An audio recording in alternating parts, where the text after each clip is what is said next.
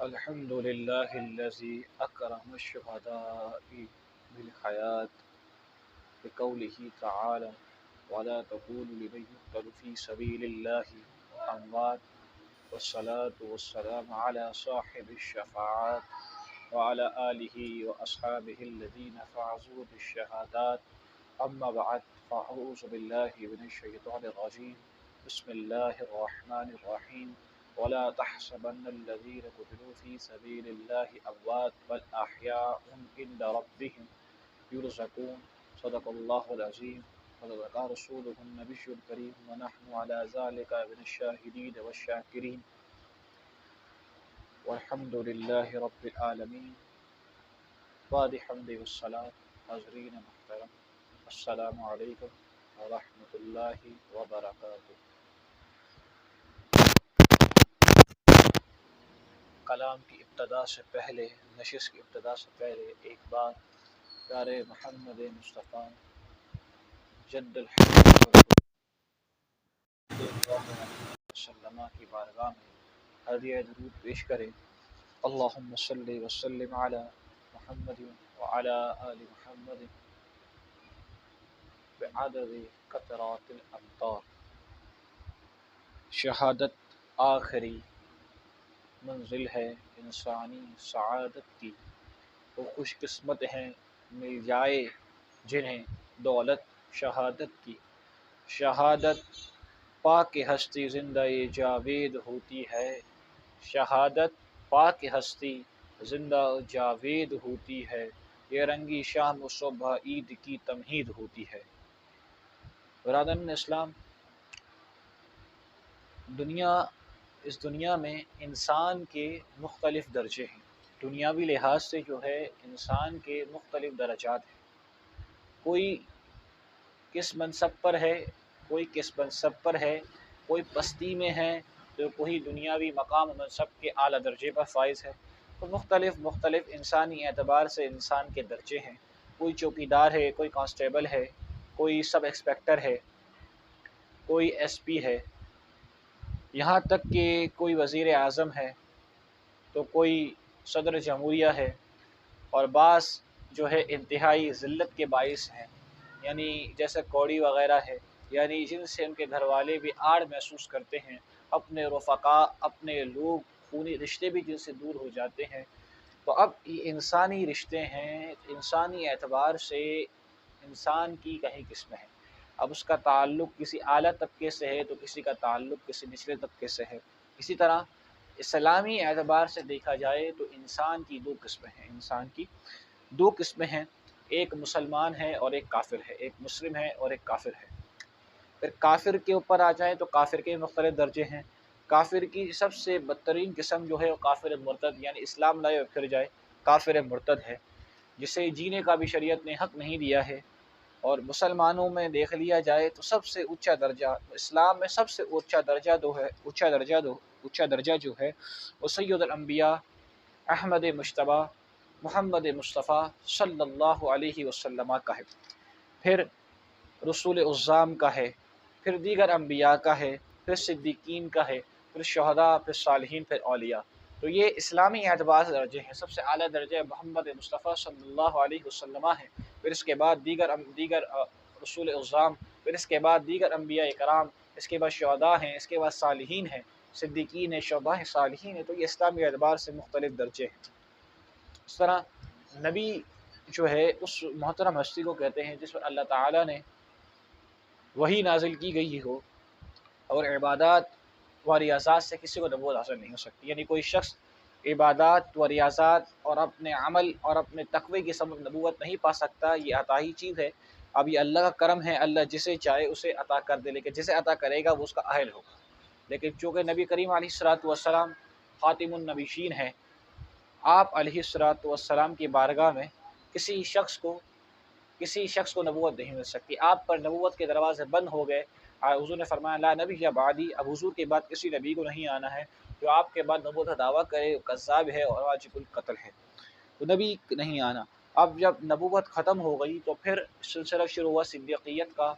ولایتوں کا سلسلہ شروع ہوا۔ اب جو کام اللہ تبارک و تعالیٰ نے اولیاء کاملین کے ذریعے لینا شروع کیے اور ان کے ذریعے ایسا کہ حضور کی شریعت کو اولیاء کے ذریعے پہنچایا، ان کے دلوں کو اپنے علم کے لیے، اسلام کے لیے کھول دیا،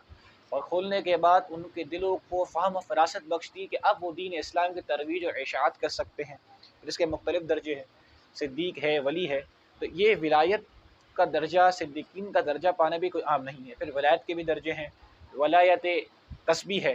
ولایت پدری ہے، اور ولایت وہبی ہے۔ ولایت قصبی کہتے ہیں کہ کوئی شخص اپنی طاعت الہی کے سبب اللہ تبارک و تعالیٰ اسے ولایت دے دے، تو جس طرح ہر عالم باشرہ اللہ کا ولی ہے، ہر عالم باشرہ اللہ کا ولی ہے، اسی طرح جو ہے ایک ہے ولایت پدری، جیسے حضور غوث پاک، غوث الثقلین، قطب الاقطاب، غوث الاقواس، شیخ عبد القادر جیلانی رضی اللہ تعالی عنہ کو تھا کہ آپ شک میں مادر سے ولی تھے۔ اور اسی طرح ولایت وہبی جو ہے وہ اللہ تبارک و تعالی جسے عطا کرنا چاہیے اپنی عطا سے ولایت عطا کر دیتا ہے، جسے بھی عطا کرنا چاہے اپنے کرم خاص سے اسے اللہ تبارک و تعالی ولایت کے درجے میں فائز کرتا ہے۔ اس کی عطا ہے کہ کافر اسلام لائے اور اسلام لانے کے بعد اللہ تبارک کی طرف سے ولایت عطا کرتے، ابھی اللہ کی مرضی ہے۔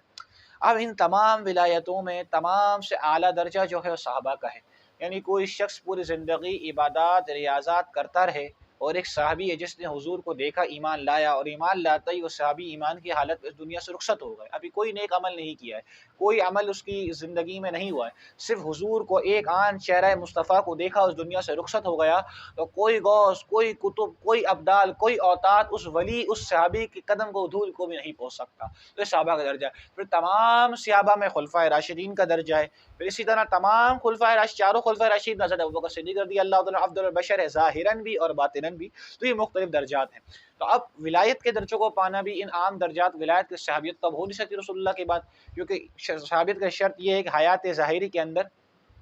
رسول اللہ علیہ الصلوۃ والسلام کو دیکھا اور ایمان لایا، خواب کے ذریعے دیکھ لیا، اب دیکھ لیا کسی روحانی طور پر، تو دائرہ صحابیت میں داخل نہیں ہو سکتا، تو اب صحابیت کا وقت تو ختم ہو گیا۔ تو اب غوث، کتب، ابدال، تو اب یہ درجے بھی کسی کام تک پہنچنا، ان درجوں تک ہی پہنچنا آسان نہیں ہے۔ اور اسی طرح ایک درجہ ہے درجہ شہادت، جس کے متعلق اس ماہ محرم الحرام کو جس سے نسبت ہے، اور ہماری اس تشخیص کا موضوع آج کا اور اگلا بھی موضوع چلے گا شہادت کے متعلق، فضائل شہداء، شہداء اہل بیت، شہیدان کربلا کے متعلق ہے، تو ہم اسی کے ضمن میں عرض کریں گے کہ شہادت پانا بھی کوئی آسان کام نہیں ہے، کہ ایک طرح تو شہید بننا آسان بھی ہے، اور ایک طرح جو ہے شہید بننا مشکل بھی ہے۔ اب آپ کے ذہن میں سوال آئے گا کہ ایک طرف ایک آسان کہہ رہے مشکل کہہ رہے، اب کوئی کام یا تو آسان ہے یا تو کوئی کام مشکل بھی، اب ایک ہی کام ہے، فی نفسی کسی کام میں یسر کا حکم بھی ہونا اور عسر کا حکم بھی ہونا، یعنی کوئی کام فی نفسی آسان بھی ہو اور کوئی کام فی نفسی مشکل بھی ہو، بھائی شکل ہے۔ تو اس کا یوں سمجھیں کہ شہید بننا آسان اور مشکل اس لحاظ سے ہے کہ انسان کو جو ہے اپنی جان عزیز ہوتی ہے، انسان کو جو ہے اپنی جان جو ہے بہت زیادہ پیاری ہوتی ہے، تمام چیزوں میں مال دولت سے زیادہ عزیز جو ہوتی ہے انسان کو فطری طور پر اس کی جان ہوتی ہے، اور اس اعتبار سے اگر تھوڑی دیر ہی میں اگر اسے شہادت حاصل ہو جائے تو اب بظاہر تکلیف تو چھوٹی ہے، تکلیف چھوٹی ہے، لیکن جانی طور پہ مشکل اس کے لیے گراہ گزرے گی کہ بھائی شہادت، لیکن ایک ہی شہادت جو ہے اسے زمین کے پستی والے طبقے سے اٹھا کے بالائے اعلیٰ تک لے جائے گی، اعلیٰ علیین شہادت کے اس مقام عرفہ پہنچا دے گی جس کو اس کو گمان بھی نہ ہو، صرف ایک سانس کے جسم سے نکلنا بطور شہادت اسے اس بلندی اور اس مقام پر لے کے چلے جائے گا جس کا اس تمام میں غبام بھی نہیں کیا ہوگا۔ تو اس درجے شہادت مشکل بھی ہے، اور اس کے فضائل اور ثواب اور اس کے مقام مراتب کی وجہ سے شہادت جو ہے آسان بھی ہے۔ اب اسی طرح عبد القیوم کا واقعہ آپ دیکھ لیں، غازی عبد القیوم کا واقعہ کہ 1934 کے اندر 1934 کے اندر غازی عبد القیوم جو کہ ایک مشہور، جو کہ وکٹوریا گاڑی چلایا کرتا تھا، ایک گاڑی چلایا کرتا تھا، جو کہ چوانی کر کے اپنے گھر کی روزی حاصل کرتا تھا، اور رات کو ایک چھوٹے سے خیمے میں اپنی زندگی گزر بسر کرتا تھا۔ تو اس زندگی کی گزر بسر میں اس کو کوئی جانتا بھی نہیں تھا، نہ کوئی اس کا ہاتھ پکڑنے والا تھا، حتیٰ کہ گھوڑا چلاتا تھا تو گھوڑے کی لگام پکڑتے پکڑتے اس کے ہاتھ کا چمڑا، اسکین جو ہے اس کی ہتھیلیوں کی سخت ہو چکی تھی، خشک اور ڈرائی ہو چکی تھی، اس قدر محنت کش طبقے سے اس کا تعلق تھا، اس قدر پسا ہوا طبقہ جسے کہتے ہیں نچلے طبقے سے اس شخص کا تعلق تھا، جس سے نہ جس کا کوئی دوست ہے، نہ جس کی کوئی شہرت ہے، نہ جس کا کوئی دنیا میں نام ہے، بس صبح سے لے کے رات تک محنت کش ہے، جسے ہم کہتے ہیں کہ مزدوری ہے، اور اس کے بعد گھر چلے جانا ہے، اور دوست وغیرہ بھی اس کے لباس سے، اس کی پستی سے دور ہو جاتے ہیں اور گرہ کرتے ہیں۔ تو یہ اس کا حال تھا، حال زندگی تھا عبد القیوم کا۔ تو عبد القیوم نے ایک شخص جب دیکھا کہ ایک شخص نے سرکار نامدار محمد مصطفیٰ صلی اللہ علیہ وسلم کی شان میں جو ہے گستاخی اور بے ادبی کی، جس پر مقدمہ چل رہا تھا، اور آج کی تاریخ سے وہ فوراً جو ہے وکٹوریہ لے کر کچہری کی طرف چل پڑا۔ یعنی اس کے دل میں محبت رسول کا عالم یہ تھا، جیسے ہی اس نے دیکھا کہ میرے پیارے آقا محمد مصطفیٰ صلی اللہ علیہ وسلم کی شان میں گستاخانہ کتاب لکھی گئی ہے، لٹریچر لکھا گیا ہے، تو اس نے فوراً لے کے اپنی سواری جو ہے، جب کورٹ میں معاملہ چل رہا تھا، یہ وہاں پہنچ گیا اور ایک کنارے اپنی گاڑی کھڑی کی اور فاتحانہ شان اور ایک الگ شان کی طرح چل کر جج کے کمرے میں پہنچ گیا۔ اور کیونکہ فیصلہ سنایا جا رہا تھا، معاملہ ڈسکس ہو رہا تھا کورٹ کے اندر، تو ایک گہما گہمی کا ماحول تھا، ایک دم کھچا کھچ کمرہ جو بھرا ہوا تھا، کورٹ کا کمرہ بھرا ہوا تھا۔ دو انگریز جج تو تھے، ابھی قانونی کارروائی کر رہے تھے، دفعات کا چہرہ دیکھ رہے تھے، فلاں آرٹیکل، فلاں یہ، تو ساری قانونی کارروائیوں کو جانچ پرکھ کر رہے تھے، کیا کیا آرٹیکلس کے تحت کیا کیا اس پر احکام لاگو ہوتے ہیں قانونی طور پر، یہ دیکھ ہی رہے تھے۔ عبد القیوم نے بغیر کسی مزاحمت کے، اپنے بغیر کسی آن کے، بغیر کسی وقت لگائے جو ہے، اس نے جو ہے اس کی سر جو ہے تن سے جدا کر عبد القیوم کو خنجر مارا، جو اس کے حلق میں اتر گیا بغیر کسی، یعنی اس کے دل میں محبت جاگی، اسے اسی وقت فی البدی اسے شہید قتل کر دیا، واسر جہنم کر دیا، اور جو ہے بغیر کسی مزاحمت کے، بغیر کسی رکھ رکھاؤ بچاؤ کے، کسی فیور لیے اپنے آپ کو حوالے بھی کر دیا، قانون کے حوالے بھی کر دیا۔ اور عبد القیوم کے اس واقعے کو دیکھیں آپ، اس تاریخ سے آپ کو کیا سبق حاصل ہوتا ہے کہ عبد القیوم جو کہ شہر میں اجنبی ہے، اسے کوئی جانتا بھی نہیں ہے، اسے کوئی پہچانتا بھی نہیں ہے، نہ اس کی کوئی شہرت، نہ اس کا کوئی نام، نہ اس کو کوئی معاشرے میں اسٹیٹس، کوئی نہیں جانتا، لیکن جیسے ہی اس نے یہ کام کیا ہے گستاخ رسول کو واسطہ جہنم کے، پورے ہندوستان میں غازی عبد القیوم کا چرچا ہونے لگا، پورے ہندوستان میں غازی عبد القیوم کا جو ہے چرچا ہونے لگا، اس کی شہرت کا، کہ پورے ہندوستان جو ہے اسے جان گیا، اور پورے سارے مسلمان اس کی محبتوں کا مرکز بن گئے، اور سارے مسلمان اس کی چھڑانے میں، اس کی ضمانت کروانے میں مصروف ہو گئے۔ کئی سارے جج وغیرہ آ گئے، کورٹس وکیل آ گئے کہ آپ ایک کام کریں کہ آپ اپنے بیان کو بدل لیں، اپنی غلطی کو بدل لیں، اور آپ اس بات کو تسلیم نہ کریں کہ میں نے اسے قتل کیا ہے، تو ہم آپ کو قانون سے بچائیں گے۔ آپ نے کہا نہیں، غازی عبد القیوم کی رائے کا آپ نے کہا کہ نہیں، میں اس طرح نہیں کر سکتا، میں نے شہادت کا مقام پایا ہے، پانا چاہتا ہوں، تم اس مقام کو مجھ سے کیوں دور کرنا چاہ رہے ہو؟ اور غازی عبد القیوم نے بغیر کسی اس کے جو ہے تختہ دار پر لٹک گئے۔ اور پھر جب غازی عبد القیوم کا جنازہ اٹھا، یہ وہ شخص ہے جس کو آج سے پہلے کوئی شخص نہیں جانتا تھا، جس کے قریب لوگ آتے نہیں تھے، جس کی محنت کشی کا عالم یہ تھا کہ اپنے ہاتھ سے گھوڑا چلاتے وقت اس کے ہاتھ کی اسکین، اس کے ہاتھ کی جلد جو وہ خشک ہو چکی تھی، یہ غازی قیوم کا حال ہے۔ لیکن جب اس نے گستاخ رسول کو نبی علیہ الصلوۃ والسلام کی شان میں گستاخی کرنے والے کو قتل کر دیا، تو پھر اس کے شہرت کا چرچا دیکھیں، پورا ہندوستان اس کا چرچا کر رہا ہے، پورا ہندوستان اس کی محبتوں کا مرکز اور محور بن چکا ہے، ہر جگہ سے غازی عبد القیوم کی صدا آتی ہے، اور جب اس کا جنازہ اٹھتا ہے، اللہ اکبر، 25 لاکھ افراد اس کے جنازے میں شریک ہوتے ہیں، 25 لاکھ افراد اس غازی عبد القیوم کے جنازے میں شریک ہوتے ہیں، اور چھتو بالا، زمین آسمان، ہر جگہ پر ہے، اور لوگ اس کے اشک بہا رہے ہیں، اور آنچل میں عورتیں جو ہیں آنسو بہا رہی ہیں، مائیں بہنیں آنسو بہا رہی ہیں کہ آج مرد کلندر غازی عبد القیوم اس دنیا سے رخصت ہو گیا، اور بتا گیا کہ ہمارا مقصد کہ انہیں جانا،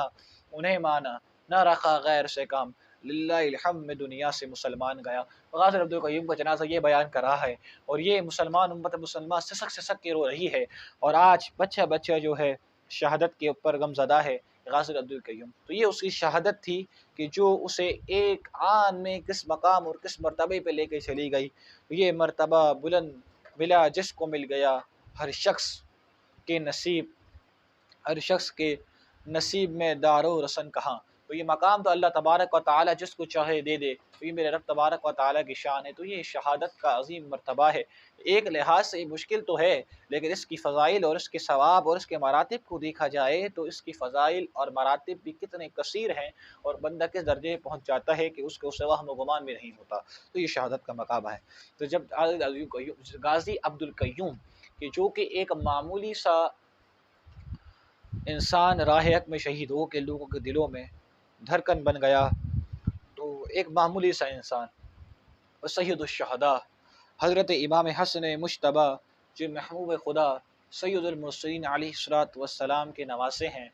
علی المرتضیٰ حیدر کرار کے لخت جگر ہیں، سیدہ فاطمہ الزہرا طیبہ طاہرہ رضی اللہ تعالی عنہا کے نور نظر ہیں، اور جو تمام عزیز و اقارب یہاں تک کہ جوان بیٹے، حتیٰ کہ جب آپ میدان کربلا میں گئے اور آپ کے جوان بیٹے علی اکبر اور چھوٹے دودھ ابھی تو آپ شیر خوار بچے ہیں، آپ کے چھوٹے بیٹے علی اصغر وہ تک شہید ہو گئے، لیکن آپ کی بہادری کو دیکھیں، آپ کی شجاعت کو دیکھیں، کیونکہ حیدر کی اولاد ہے، حضرت حیدر کرار کی اولاد ہے، اور بہادری ان کا شیوا ہے۔ میدان کربلا میں آپ کے بڑے بھائی، آپ کے جو ہے آپ کے اقارب، آپ کے جوان بیٹے علی اکبر بھی شہید ہو گئے، آپ کے چھوٹے صاحبزادے جو کہ ابھی شیر خوار ہیں، شیر خواری کے عالم میں ہیں، علی اصغر وہ بھی شہید ہو گئے، لیکن آپ نے ہمت نہیں ہاری، اور آج ہر مسلمانوں کے دل کی آہٹ امام علی مقام بن چکے ہیں کہ قتل حسین اصل میں مرغ یزید ہے، کہ آپ نے دین کو زندہ کر دیا اور اپنے پورے خاندان کی اپنا سودا بیچ کر بازار سونا کر گئے، کون سی بستی بسائی خاندان اہل بیت۔ تو یہ اہل بیت کی شان ہے کہ اپنا پورا گھر بار لٹا دیا، لیکن نانا کے دین پر آش نہیں آنے دی، اور آج بھی نانا کا دین زندہ ہے۔ وہی وجہ ہے کہ جب ہر سال ان کی تاریخ شہادت آتی ہے تو مسلمانوں پر محرم کا چاند جب نمودار ہوتا ہے تو ایک قسم کی محبت اور غم دلوں میں امام علی مقام کو لے کر ہوتا ہے، کیونکہ ہر سنی صحیح العقیدہ کہ جو صحابہ کی محبت بھی رکھتا ہے، اہل بیت کی محبت بھی رکھتا ہے، حقیقت اہل بیت کا محب وہی ہے، تو وہ سنی صحیح العقیدہ کہ دل پہ گرہ گزرتا ہے کہ آج اس کے دل پہ چھریاں پھر جاتی ہے کہ فاطمہ کا لال میدان کربلا میں کس دردناک اور کس المناک طریقے سے شہید ہوا، کہ آپ کو جو ہے آپ کے لیے شربتوں کا اہتمام کیا جاتا ہے، آپ کے لیے جو ہے نیاز و نظر کے لیے، یہ سارے ثواب کے لیے اہتمام کیا محبت و عقیدت میں۔ لیکن یہاں ایک بات قابل غور ہے کہ ہم نیاز اور نظر تو کرتے ہیں، لیکن کہیں طرح کی بدعات کا آغاز بھی ہم اس محرم میں کر دیتے ہیں، محرم کو ہم مائع بدعت بنا دیتے ہیں، کہیں چیزیں ایسی ہیں جس کا تعلق اہل سنت و جماعت سے نہیں ہے، ہم اسے اہل سنت و جماعت کو شمار کر کے اہل سنت و جماعت کے نام کو بھی بدنام کرتے ہیں۔ اب جیسے 10 دن تک بھوکا رہنا، کہ پھر مانگ کے کھانا، یہ تمام چیزیں حرام ہیں، کیونکہ جو شخص مستحق نہیں ہے اسے سوال کرنا حرام ہے، اور ایسے شخص کو دینا اور ایسی منت پر تعاون کرنے کی، وہ تعاون علی البر والتقوی ولا تعاون علی الاثم والعدوان، کہ نیکی کے کاموں میں دوسرے کی مدد کرو، برائی کے کاموں میں ایک دوسرے کی مدد نہ کرو۔ تو اس لیے ان سے تعاون کرنے سے تعزیہ داری کرنا اور اس طرح سوگ کا سیاہ ماتم کا بنانا، یہ سب ناجائز و حرام ہے، یہ سب چیزیں ناجائز و حرام۔ اس کا اہل سنت سے محبت، اہل بیت سے اس کا کوئی تعلق دور دور تک نہیں ہے ان چیزوں سے۔ نیاز نظر شریعت کے دائرے میں رہ کے کی جائے، اب ہمارے لوگ کرتے یہ ہیں کہ نیاز نظر تو ہیں لیکن اس پہ گستاخانہ مرثیے بجا رہے ہیں، اور عجیب تماشا اور عجیب جو ہے کہتے ہیں ساؤنڈز بجائے جا رہے ہیں، جاہلانہ کلام ہے۔ اور میں نے تو ایک کلام سنا اور اس کے اندر یہ بات جو بہت مشہور بھی ہے، تو اس میں ایک شعر ہے کہ شیر خدا کے شیر کی حالت عجیب ہے، وہ خوب جانتے ہیں شہادت قریب ہے، ثم معاذ اللہ۔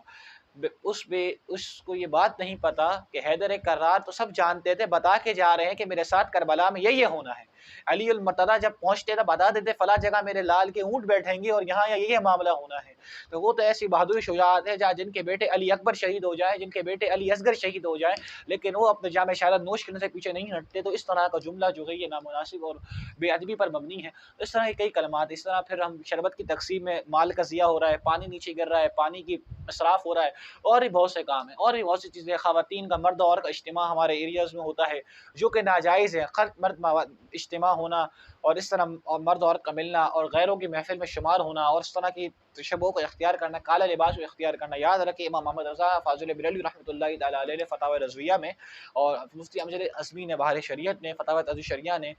جو ہے اپنے وضو تاج الشریعہ نے فتاوی تاج الشریعہ میں، اور اس بات کو لکھا ہے کہ محرم کے دنوں میں کالا لباس پہننا ناجائز ہے، کیونکہ من تشبہ بقوم فہو منہم، جس قوم کی مشابہت کو اختیار کی اسی قوم میں۔ اسی طرح کسی غیر کا مجلس کو بڑھانا، ایسی مجلس جہاں پر گستاخی ہو رہی ہو، صحابہ کرام کی، حضرت امیر معاویہ رضی اللہ تعالیٰ عنہ کی شان میں گستاخیاں کی جا رہی ہوں، بے باکیاں کی جا رہی ہوں، ایسی مجلس میں بیٹھنا بھی حرام ہے۔ اور اس بات کو یاد رکھیں کہ قرآن پاک لا تقعدوا بعد ذکری، تم نہ یاد آنے کے بعد، جاننے کے بعد تم ظالمین میں سے، غافلوں میں نہ بیٹھو، کیونکہ المرء من احب، کہ جو بندہ جس سے محبت کرے اسی کے ساتھ اٹھایا جائے گا۔ اور بڑی سخت شریر ہے اس کے بارے میں، بڑی سخت وعید موجود ہے کہ جس نے جس مجلس کو بڑھایا وہ اسی مجلس میں سے ہے، جیسے کسی مجلس کو بڑھایا۔ تو اس طرح کی کسی قسم کی مجلس میں غیروں کی مجلس شمار نہ ہو جائے۔ ان کا اہل بیت اطہار کی حقیقی محبت جو ہے اہل سنت کا شعار ہے، اہل سنت کا شعار ہے، اور یہ بڑا محتاط مذہب اہل سنت مذہب حق کا ہے، جو اگر آپ ابھی موضوع ہمارا شہادت ہے اور ایک مختصر 10 دنوں کے اندر، ورنہ اگر صحیح طور پر اگر دفاع اہل سنت کا موضوع رکھا جائے تو بہت سی چیزیں نشست میں بھی ہماری کلیئر ہو جائیں گی کہ اصل حقائق کربلا کے، مقاصد کربلا کی کیا ہیں، اور آج جو ہمارے جاہل خطباء، جاہل مقررین اور جاہل ثناء نے جو حال بنا لیا ہے وہ کیا ہے۔ کہ ہر بندہ کسی کتاب کو، رسالے کو اٹھاتا ہے، اب ایک ہوتا ہے ادیب ہونا، ادیب کا کام ہے تقریر لکھنا، اور اردو پہ بھی اسے، آج کے ادیب بھی ایسے ہوتے ہیں کہ نہ انہیں اردو ادب پر مہارت ہوتی ہے، وہ اٹھا کے قلم چلانا شروع کر دیتے ہیں۔ اب انہیں روایت کی بنا کا نہ پتا کہ یہ روایت کہاں سے، اب تاریخ تو کربلا کے کئی سال بعد لکھی گئی، اب کسی کے ذہن میں کیا آیا اس نے لکھ دیا، کسی کے ذہن میں کیا، تو اب تاریخ تو موضوع میں غلط روایت سے اٹھی پڑی ہوئی ہے۔ تاریخ کا حال تو یہ ہے بھائی جان، جب تاریخ کتاب اللہ اور سنت رسول کے مطابق آ جائے، محکمات کے مطابق آ جائے، تو اس تاریخ کو ہم اپنے پیروں تلے رون دیں، ایسی تاریخ کو ہم تسلیم نہیں کریں گے جو تاریخ حدیث رسول مسلمات کے اوپر آ جائے۔ اب بعض لوگ تاریخ کے اندر پتہ نہیں کیا کیا باتیں کرتے ہیں، کیا کیا صحابہ کی تنقید لے کر آتے ہیں، کیا کیا لوگوں نے نہیں کیا، بعض نے معاذ اللہ اہل بیت کی شان مخالفت کی، بعض نے کیا کیا، خارجی رفض، اور ایک عجیب پورا سسٹم چلتا ہوا آ رہا ہے۔ لیکن اہل سنت جو ہے وہ بالکل محتاط مذہب ہے، نہ وہ یہ چاہتا ہے نہ وہ یہ چاہتا ہے۔ تو خدا را اہل سنت کو نقصان نہ دے، اپنے چند پیسوں کے لیے، چند گھنٹوں کے لیے، اپنی تقریر کو پھیلانے کے لیے سوشل میڈیا کے اوپر آپ کو ایسی گستاخانہ بات نہ کرے اہل بیت کی شان میں، صحابہ کرام کی شان میں۔ ان ہستیوں کو خدا را ادب و احترام کریں، اپنی ذات کے لیے ان ہستیوں کے بارے میں اپنی زبانوں کو سنبھالیں، اور خدا را آپ سے درخواست ہے کوئی بھی ایسا کام ان دنوں میں نہ کریں کہ جو کہ ناراضگی اہل بیت کا سبب بنے۔ محرم ہمیں مقاصد حسین بتا رہا ہے کہ میرے نانا جان کی فکر کو میں نے کس طرح دفاع کیا۔ آج ہر پیر کے لیے چیز لازم ہے کہ بجائے غیروں کو فروغ، غیروں کا مذہب کو فروغ دینے میں، یہ کام کرے کہ اپنے خانقاہوں پہ اہل سنت کا دفاع کرے، کیونکہ جب امام علی مقام کے نانا کی امت پر حملہ ہوا، نانا کے دین پر حملہ ہوا، تو آپ یزید کے سامنے میدان مقابل کھڑے ہو گئے، اور مدینہ چھوڑ کے آپ جو ہے یزید کے پاس گئے اور فرمایا کہ نہیں میں اس چیز کو تسلیم نہیں کروں گا، پورا گھر بار آپ نے اپنا لٹا دیا۔ تو یہ درس ہمیں دی جا رہی ہے، جامع شاہدہ یہ درس ہمیں دے رہا ہے۔ تو عرض یہ ہے کہ آج حالات ہمارے جو ہے بالکل ہی عجیب ہیں۔ تو اب بات یہ ہے کہ ہمیں جو ہے اس بات کو سوچنا چاہیے۔ اب دیکھیں، اب نظر و نیاز سب کرتے ہیں، میری ہمیشہ سے درخواست رہی ہے لوگوں سے جس تربیت کے ماحول میں ہم رہے ہیں، اور الحمدللہ ہم فخر بھی کرتے ہیں اس علمی تربیت کے ماحول کے اوپر، کہ ابھی اس وقت ہمیں سب سے زیادہ ضرورت جو ہے نا میرے دوستوں، ہمیں ضرورت ہے مدارس کو مضبوط کرنے کی۔ آپ نیاز یوں بھی کریں، بے شک کریں، سڑکوں پہ کرتے ہیں، اگر ادب کے دائرے میں رہ کر ہو رہا ہے، کسی قسم کی خرافات وہاں پہ نہیں ہو رہی ہے، بے شک جائز ہے، رواج مروج جو ہے جائز ہے، لیکن ڈھول پیٹنا معاذ اللہ، یہ تو کام یزیدیوں کو ڈھول پیٹنا، جنہوں نے علی مقام کی شہادت کی خوشی میں سارے کام کیے تھے، خارجیوں نے، دشمنان امام علی مقام نے، یہ کام تو ان کے تھے۔ یہ شعار آپ لوگوں نے کہاں سے اپنا لیا؟ یہ پتلی ہاتھوں میں کڑے پہننا جو کہ ناجائز ہے، یہ سارے رواج، یہ ساری چیزیں، یہ ہمارا شعار تو نہیں ہے، اس کا دور دور تک اہل سنت سے کوئی تعلق نہیں ہے۔ آپ یہ کہتے ہیں، ہمارے بزرگ بھی یہ کرتے تھے، ہماری کمیونٹی خاص طور پہ کیونکہ اس ایریا میں بیان ہو رہا ہے میمن کمیونٹی، ان کا حال یہ کہ ہمارے والد، ہمارے آبا و اجداد بھی یہ کرتے تھے، ہم بھی یہ کرتے تھے، ہمارے والد یہ کرتے تھے، ہمارے ریتی رواج ہیں، ہم یہ کرتے تھے۔ تو اس بات کو یاد رکھیں، یہ مشرکین کا عمل ہے۔ جب ان سے کہا جائے قرآن کی پیروی کرو، بل نتبع آباءنا، ہم تو اپنے آبا و اجداد کی پیروی کرتے ہیں۔ اب یہ سسٹم یہ ہے کہ جو پرانے لوگ تھے، جب پاکستان یہ ڈیوائڈ ہوا، یہاں پہ بنا، پاکستان بنا، یہ ہمارا ملک خدا داد، اللہ اس کو سلامت رکھے، بنا، تو وہاں سے جب ہم یہاں پر آئے تو پھر جو ہے وہاں پر جو لوگ ایک رواج تھا جہالت کا، یہاں پہ چلتے آ رہا، پھر علم ناشناسی، علم سے دوری، تمام چیزوں سے دوری جو چلتے چلتے آتی رہی، اور نسل در نسل چلتی جا رہی ہے۔ اور اب حال کیا ہو گیا، ہمیں اب تقاریر اگر پسند بھی ہوتی ہے ایسی پسند جس میں رونا ہے۔ دیکھیں، ہر بندہ اہل بیت کی محبت میں روتا ہے، کوئی دل ایسا نہیں جس میں امام علی مقام کا غم نہ ہو۔ لیکن آپ یہ دیکھیے کہ مقاصد حسین کیا تھے. آج وہ زیادہ مشہور ہے جتنا رلائے. عجیب تقریر کا انداز ہے، نہ کوئی ادب ہے، موضوع اور من گھڑت روایتوں کو اس کی تقریر مبنی ہے، نہ کوئی نقطہ ہے، نہ کوئی مقصد ہے، نہ کوئی فلسفہ ہے، بالکل سے موضوع اور من گھڑت روایت کے اوپر اس کی تقریر چل رہی ہے. تو ایسے مقررین کا اور ایسے خطباء کا بائیکاٹ کرے. اور میری بھی درخواست ان خطباء مقررین سے کہ خدا را اہل سنت کو اپنی چند لمحوں کی شہرت، سستی شہرت کے لیے بغیر علم کو نقصان نہ دے. اگر آپ کو شوق ہے بیان کرنے کا، خدا را جائے مطالعہ کرے کتب اہل سنت کا، صحیح طور پہ حدیثوں کو پڑھے، اس میں رجال کو پڑھے، فن رجال کو پڑھیں کہ کتب احادیث میں کیا روایت ہے، تاریخ کی کیا حیثیت ہے. خدا را فقہ کی کتابوں کو پڑھیں، اکابرین اہل سنت کی کتابوں کو پڑھیں کہ کس روایت کی حقیقت اور کیا ہے. بغیر اس کے کسی روایتوں کو بیان نہ کریں. اگر آپ کو بیان کرنا ہے، اگر آپ اس لیول تک نہیں، آپ کا علمی معیار اس لیول تک نہیں پہنچا کہ آپ خود سے پڑھ پائیں، خود سے ان کتب تک رسائی پائیں، تو آپ کے ہمارے اکابرین جلال الدین امجدی صاحب ہیں، ان کی کتابیں خطبات محرم ہیں. خطبات محرم ذاتی طور پہ میرا نظر اس کے بارے میں یہ ہے کہ جب میں نے اس کو دیکھا تو خدا را میں نے اس طرح کی کتاب میری نظر سے اردو کے اندر نہیں گزری تھی اس موضوع پر، کہ اتنی مستند روایت، اتنی محتاط کتاب میری نظر سے نہیں گزری. سوانح حیات نعیم الدین مراد آپ، سوانح کربلا، اس طرح کی کتاب آپ اس سے درس دیں، اس سے بیان دیں، اس سے خطبات دیں، جو کہ جامع ہیں، اصحاب کی سیرت بھی ہے جامع، اور ہمارے اہل سنت دفاع کرنے والی کتابیں ہیں جو کہ اردو میں بھی آپ کے لیے خطبہ کے لیے آسانی بھی ہے. تو ان کتابوں کو سہارا لیں، نہ کہ کسی غیر مستند کتاب کو اٹھائیں اور بیان کرنا شروع کر دیں. تو ایسا کام نہ کریں، نہ کہ خود تاریخ دیکھیں. اب ہر بندے کو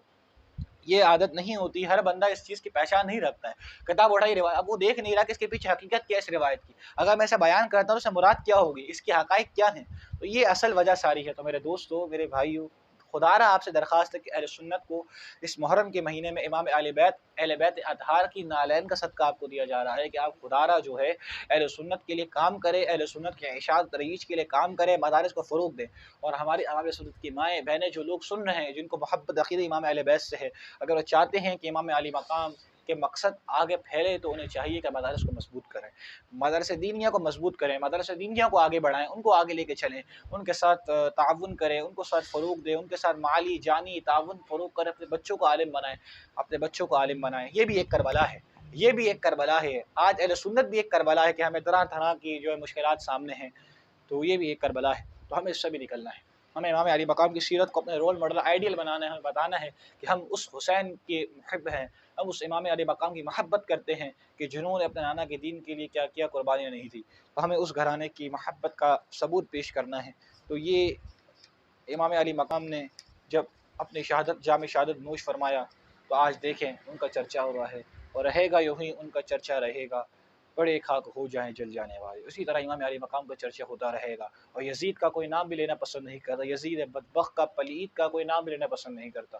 یزید جس کا فسق متواتر ہے، جس کا کفر میں اختلاف ہے، اور ہمارے امام اعظم اعلیٰ حضرت فتح الرضویہ کا نظریہ اس بات کو سن لے کہ امام اعلیٰ حضرت فاضل بریلوی رحمۃ اللہ تعالیٰ علیہ نے اور امام اعظم ابو حنیفہ رضی اللہ تعالیٰ عنہ نے یزید پہ لعن کو منع فرمایا،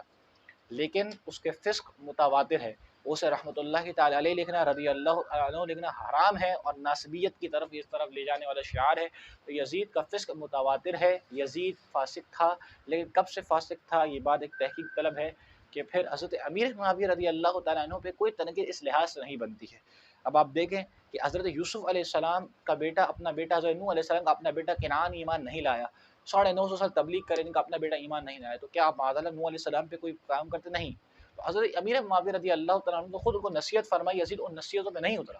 جب یزید کا فسق، جب آپ نے بیعت کروائی، یزید کو اپنے خلیفہ بنایا، یہ الگ خلیفات کا موضوع میں آگے ڈسکس کروں گا کیوں بنایا. تو اس وقت جو ہے یزید کا فسق ظاہر نہیں تھا. حضرت امیر معاویہ نصیحت بھی فرماتے رہے کیونکہ اہل بیت کا خیال کرنا، اہل بیت سے محبت کرنا، لیکن وہ اپنے والد کی نصیحت پورا نہ اترا. تو اس لیے ہمارا یزید سے کوئی تعلق نہیں ہے. یزید فاسق تھا، یزید دشمن اہل بیت تھا، یزید سے ہمارا کوئی تعلق نہیں. ہمارا تعلق صحابہ سے، ہمارا اہل بیت سے، ہمارا امیر معاویہ سے، حضرت سفیان سے، حضرت ہندا سے رضی اللہ تعالیٰ عنہ سے، ان صحابہ سے ہمارا تعلق ہے، مسلمہ شخصیات سے. اور ان شخصیات کے بارے میں ہم کسی قسم کی تنقید، کسی قسم کا طعنہ اپنی محافل کے اندر کبھی برداشت نہیں کریں گے. نہ ہم ایسے شخص کو اپنے دلوں میں جگہ دیں گے، نہ اپنے مرکز میں جگہ دیں گے، نہ اپنی محفل میں جگہ دیں گے، نہ اپنے تحریر کے الفاظوں میں ان کا نام کو اپنے بطور تحصیل لے کر آئیں گے. کبھی لے کے نہیں آئیں گے، کبھی لے کے نہیں آئیں گے ہم. تو یہ اہل سنت کی مذہب ہے، اور اس پر ہمیں اللہ تبارک و تعالیٰ قائم رکھے. تو اب دیکھیں، شہادت امام علی مقام شہید ہو گئے. تو اب شہادت کی فضیلت کو آپ دیکھیں، اور شہادت کے درجوں کو دیکھیں کہ شہادت کے کتنے درجے ہیں اور شہید کی کتنی قسمیں ہیں. شہید کی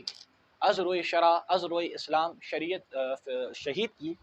3 قسمیں ہیں. ایک ہے شہید حقیقی، ایک ہے شہید فقہی، اور ایک ہے شہید حکمی. شہید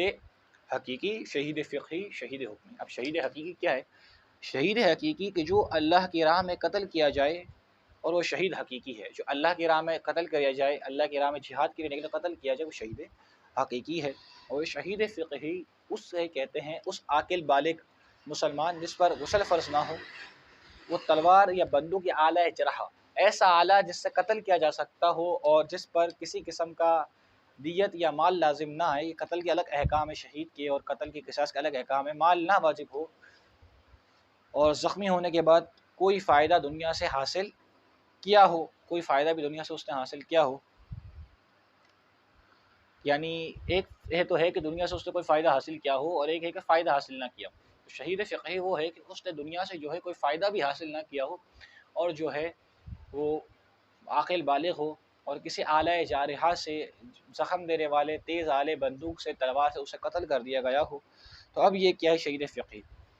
اور یعنی اگر اسے جو ہے اس کے احکام میں فرق ہے جو کہ میں ڈسکس کرتا ہوں شہید فقہی۔ اب تیسری قسم جو ہے وہ شہید حکمی کی ہے، یعنی اگر پاگل نابالغ ہے، پاگل ہے، مجنون ہے، نابالغ ہے، حیض پیریڈز جن خواتین کو آتے ہیں، حیض یا نفاس والی عورتیں ہیں، اور یہ جب شہید ہو جائیں تو وہ شہید فقہی نہیں ہیں، ان کو شہید فقہی اعلیٰ جہاد سے اگرچہ تکلیف میں، مشکلات میں ہے، کیونکہ حیض بھی ایک قسم کی مشکل آزمائش ہے اور یہ بھی کفارے کا سبب ہے۔ اب دیکھیں کہ جس عورت پر کفارہ ہو، یہ ایک فقہی مسئلہ ہے روزے کا، اور جس دن اس نے روزہ توڑا ہے اس پہ 60 روزے کا کفارہ بنتا ہے، اور اسی دن اس عورت کو حیض آ جائے تو وہ کفارہ ساقط ہو جاتا ہے، ٹھیک ہے؟ تو اسی طرح حیض و نفاس والی عورت جو ہے وہ شہید وفات پا جائے تو وہ شہید فقہی نہیں ہے بلکہ شہید حکمی ہے۔ اگر قتل سے مال واجب ہوا ہو، جیسے کہ لاٹھی سے مارا گیا، یا قتل خطا، غلطی سے قتل، پرندے کو گولی مار رہا تھا اور اس شخص کو لگ گئی، تو اس سب پر شہید فقہی نہیں کہتے۔ لیکن شہید فقہی نہ ہونے کا معنی یہ نہیں ہوتا کہ شہید حکمی حکمن، اور شہید کا اس کے احکام شہید والے اس کو ثواب اور مراتب شہید والا ملتا ہے، لیکن جو شہید فقہی کا درجہ سب سے اعلیٰ شہید حقیقی ہے، پھر شہید فقہی ہے، پھر شہید حکمی ہے۔ اور شہید حکمی وہ ہے کہ جو قتلاً جو ہے، مشکوٰۃ شریف میں اس کی روایت آئیں گی اس کے حوالے سے بھی، کہ شہید حکمی وہ ہے کہ جو ظلماً نہیں قتل کیا، مگر قیامت کے دن جب وہ شہید، جیسے حفاظ و نفاس والی عورت ہے، اب ظلماً تو یہ قتل نہیں کی گئی ہے، نابالغ بچہ ہے، ظلماً تو یہ قتل نہیں کیا گیا ہے، لیکن تکلیف میں تھا، آزمائش میں تھا، اس میں وہ شہید ہو گیا، وفات پا گیا، تو اب یہ شہید حکمی تو نہیں ہے، شہید فقہی تو نہیں ہے، لیکن شہید حکمی ہے، یعنی قیامت کے دن جو ہے وہ شہیدوں کے گروہ میں اٹھایا جائے گا، جس طرح حدیث شریف میں ہے کہ نبی علیہ الصلوۃ والسلام نے فرمایا، مشکوٰۃ شریف صفحہ نمبر 100 غالباً 36 پر یہ حدیث موجود ہے، مختلف نسخے مختلف حدیث موجود ہوگی، تو نبی علیہ الصلوۃ والسلام نے فرمایا کہ خدا تعالیٰ کی راہ میں شہید کیے جانے والے کے علاوہ شہادتیں اور بھی، ایک تو شہید حقیقی ہے جو کہ اللہ تبارک و تعالیٰ کی راہ میں شہید کیا گیا، اور اس کے علاوہ اور بھی شہادتیں جو ہیں وہ بھی شہید ہیں، جیسے طاعون میں مرنے والا بھی شہید ہے، جو ڈوب کر مر جائے وہ بھی شہید ہے، جو ذات الجب یعنی نمونیا کے اندر مر جائے وہ بھی شہید ہے، جو پیٹ کی بیماری سے مر جائے وہ بھی شہید ہے، جو آگ میں جل جائے وہ بھی شہید ہے، جو عمارت کے نیچے دب کر مر جائے کسی حادثے میں، زلزلے میں، ارتھ کویک کے اندر، وہ بھی شہید ہے، جو عورت بچے کی پیدائش کے وقت، حمل کے وقت، جب اسے ڈلیوری ہو رہی ہے تو اس وقت اگر وہ وفات پا جائے، اس تکلیف کے وقت اس کی جان کف سنسری سے پرواز کر جائے تو وہ بھی شہید ہے۔ تو اس طرح نبی نے فرمایا مختلف درجے، نبی پاک علیہ الصلوۃ والسلام نے فرمایا شہادت صرف وہ نہیں ہے کہ اللہ کی راہ میں نکلا شہید ہو گیا، بلکہ مسلمانوں امت محمدیہ پہ یہ فضل ہے کہ وہاں شہادت کی بھی مختلف درجات ہیں، حتیٰ کہ جو شخص حیض و نفاس میں مر گیا، یا زلزلے کی آگ کے اندر مر گیا، یا سیلاب سے کسی بھی ہنگامی حادثاتی صورتحال پر، ایکسیڈنٹ کے اندر، بائک ایکسیڈنٹ ہو گیا، گاڑی کسی بھی ایکسیڈنٹ طریقے سے مر گیا حادثے کے طور پر، تو وہ شخص بھی جو ہے شہید ہے۔ ان کے علاوہ اور بھی بہت سی صورتیں جو ہیں جن میں شہادت کا ثواب ملتا ہے، ان میں چند یہ ہے کہ حالت سفر میں، یا مراسل کی بیماری میں مرا، یا مرگی سے مرا، یا کسی اور سے مرا، عشق میں مر گیا، اللہ کے جس طرح کہ ہے من مات فی عشق، جو عشق کے اندر مر گیا، من مات فی عشق اللہ، جو اللہ کے عشق میں مر گیا، فقط مات شہید، جو عشق کے اندر مر گیا وہ بھی شہید ہے۔ اگر عشق اللہ کا ہے، اولیاء اللہ، کیونکہ عارفین ان کا دل اللہ کی محبت میں ہوتا ہے، تو جو شخص جو ہے عشق کے اندر مر جائے، عشق الہی کی محبت میں مر جائے، اور قربان جائیے کہ امام علی مقام تو خدا اللہ اکبر، کہ آپ کے اندر آپ تو عارفین اور عرف چراغان اولیاء آپ سے روشن ہیں اور آپ ولایت کے اس درجے میں فائز حیدر قرار کی اولاد ہیں، سیدہ فاطمہ کے نور نظر ہیں، اور آپ روشن حسین سے ہے چراغان اولیاء، تو آپ سے جو ہے چراغان اولیاء روشن ہیں، تو آپ تو پھر آپ دل میں اللہ کی محبت کا کیا بیان کیا جا سکتا ہے، اور پھر آپ کی شہادت۔ تو جو شخص اللہ کی محبت میں فوت ہو جائے، اللہ کی محبت میں، پاکیزہ محبت میں، تو ایسا شخص بھی جو ہے شہید ہے۔ ٹھیک ہے،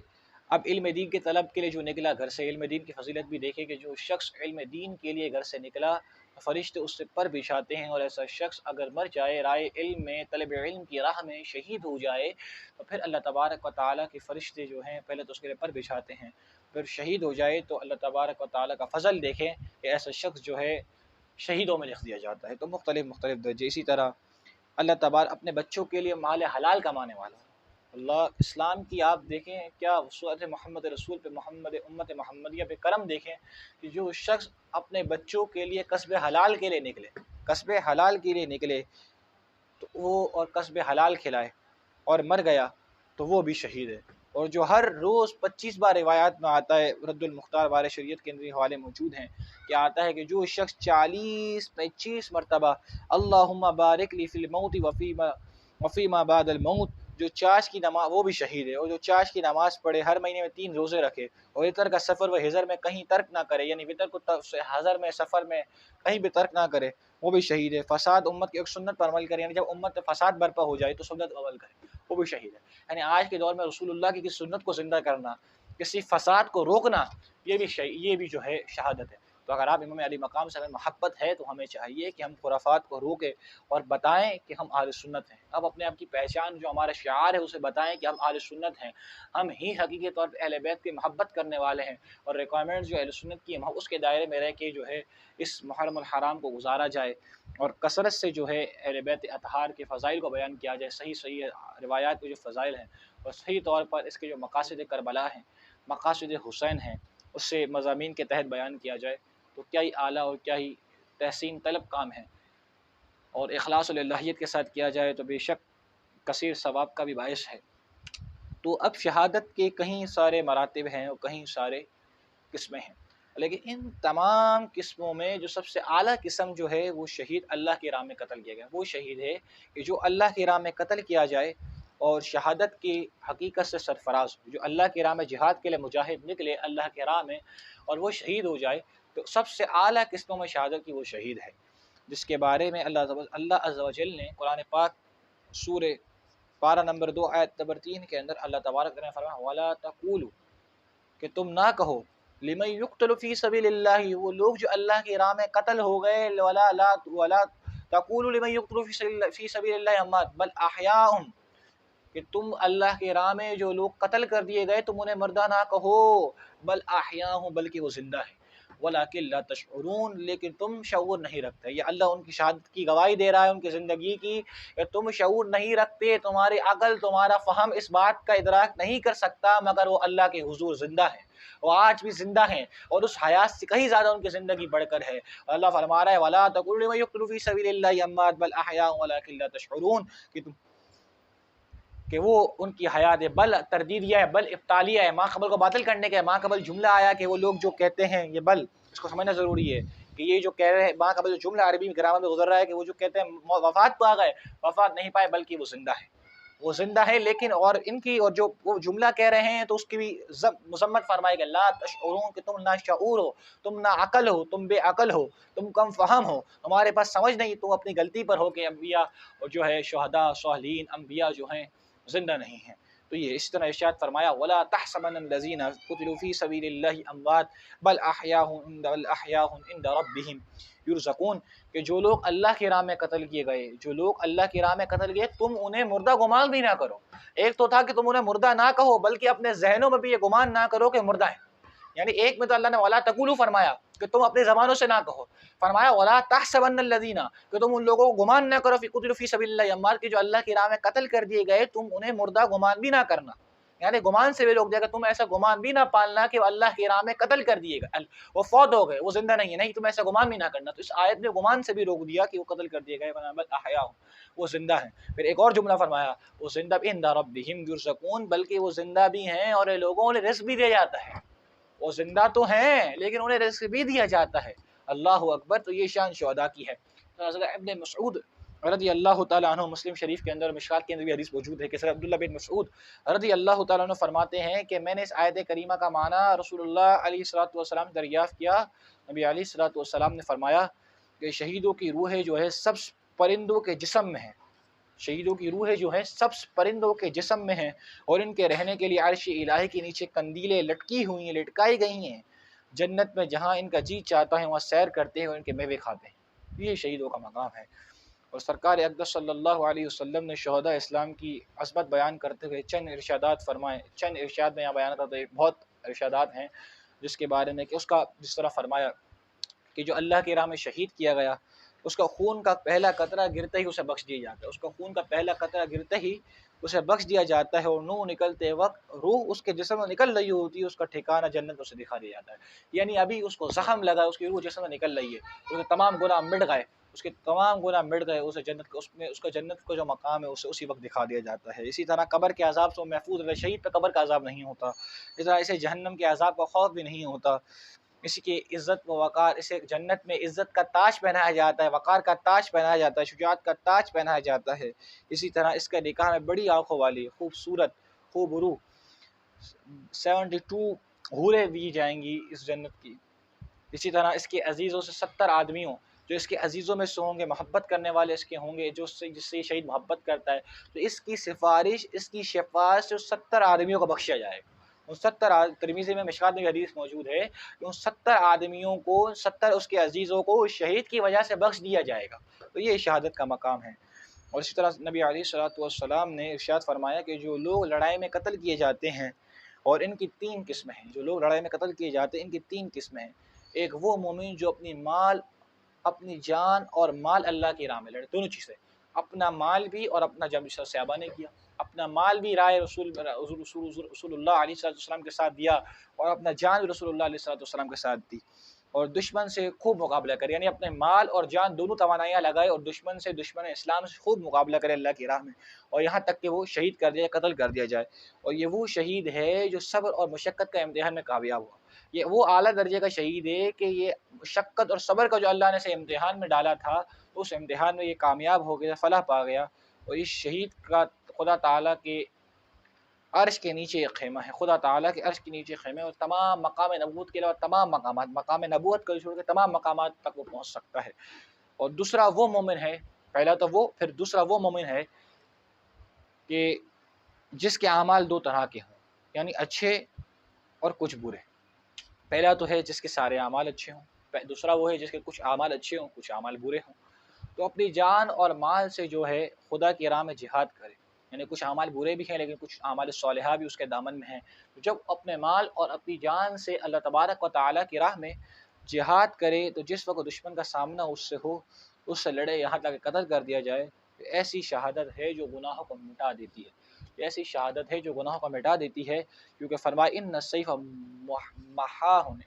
محاہ للخطایا وادخل من ای ابواب الجنۃ شاء، کہ فرمایا کہ ان السیف محاہ للخطائی، کہ تلوار جو ہے گناہوں کو مٹانے والی ہے، تلوار جو ہے گناہوں کو مٹانے والی ہے، ادخل من ای ابواب الجنۃ شاء، اور جنت کے جس دروازے سے چاہے اس شخص کو داخل کروانے والی ہے۔ تو یہ شہید کا مقام ہے۔ اسی طرح تیسرا درجہ وہ ہے منافق، تیسرا منافق وہ جس نے اپنی جان اور اپنا مال، جس نے اپنی جان اور اپنا مال سے جہاد کیا، اور جب دشمن سے مقابلہ ہوا تو خوب لڑا یہاں تک کہ مار دیا گیا، لیکن یہ شخص دوزخ میں جائے گا۔ جس کو ریاکاری کے لیے قتل کیا گیا اور منافق تھا، دل میں ایمان، صرف ایمان ظاہر کر رہا تھا، لیکن ایسے شخص اگر درامی کے اندر، سنن درامی اور مشکات کی حدیث ہے کہ ایسا شخص منافق جو ہے جنت میں نہیں جائے گا۔ ٹھیک، اب یہ اس بات سے یہ پتہ چلتا ہے کہ جو شخص حضور علیہ الصلوۃ والسلام کی محبت نہ رکھے، آپ سے گستاخی کرے اور اسلام کا دعویٰ کرے، تو ایسے شخص کو اس کی شہادت، اس کا اعمال کوئی فائدہ نہیں دے گا، ایسے شخص کو اس کے اعمال کوئی فائدہ نہیں دے گا۔ تو آج کی نشست ہم نے مختصر کی، انشاءاللہ کل شہادت کا احساس اور زخم کے متعلق ہم عرض کریں گے۔ اللہ تبارک و تعالی سے دعا ہے کہ اللہ تبارک و تعالی ہم سب کو محرم الحرام کا ادب عطا فرمائیں، اور امام علی مقام شہیدان کربلا کی محبت، حقیقی محبت کا جام عطا فرمائیں، اور ان کے مقصد پر قائم و دائم رہنے کی توفیق عطا فرمائیں۔ وآخر دعوانا الحمدللہ رب العالمین۔